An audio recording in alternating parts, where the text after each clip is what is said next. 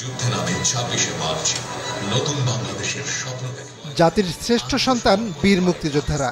এবার তাদের বিশেষ স্বীকৃতি দিল নির্বাচন কমিশন। জাতীয় পরিচয়পত্রে তাদের নামের আগে বীর মুক্তিযোদ্ধা লেখা বিশেষ স্মার্ট কার্ড প্রদান করা হয়। এই স্বীকৃতিতে খুশি ৭১-এর যোদ্ধারা।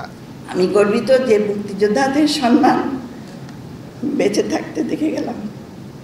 ধন্যবাদ জানাই, তারা মুক্তিযোদ্ধাদেরকে সম্মানিত করেছেন এবং মুক্তিযোদ্ধাদেরকে সম্মানিত করার মাধ্যমে ওনারা নিজেরাও সম্মানিত হয়েছেন।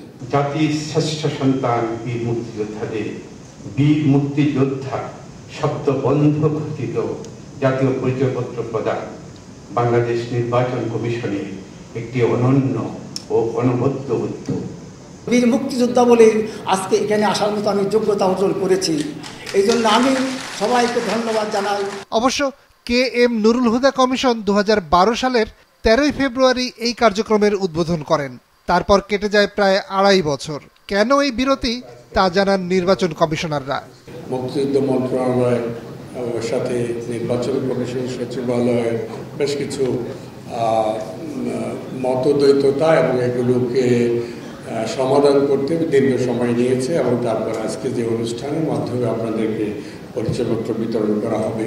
কিন্তু তখন মুক্তিযোদ্ধা মন্ত্রণালয় সাথে আমাদের একটা ভুল বোঝাবুঝি হয়েছিল, অর্থাৎ মুক্তিযোদ্ধা মন্ত্রণালয় মনে করেছিলেন যে কারণ মুক্তিযোদ্ধাকে মুক্তিযোদ্ধা না, এই সনদ দেওয়ার অথরিটি হলো মুক্তিযোদ্ধা মন্ত্রণালয়ের।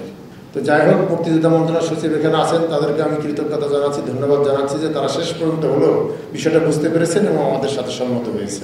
পরে প্রধান অতিথির বক্তব্যে প্রধান নির্বাচন কমিশনার কাজী হাবিবুল আউয়াল বলেন, এই কার্যক্রম আর থামবে না, চলবে।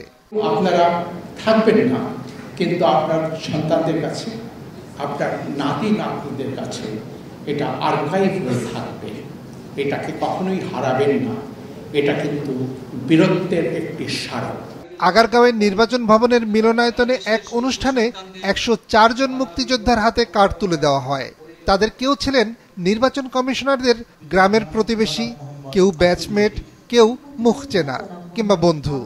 তবে অনুষ্ঠানে উপস্থিত সব বীর মুক্তিযোদ্ধাদের কার্ড ছাপানো সম্ভব হয়নি বলে জানান সচিব।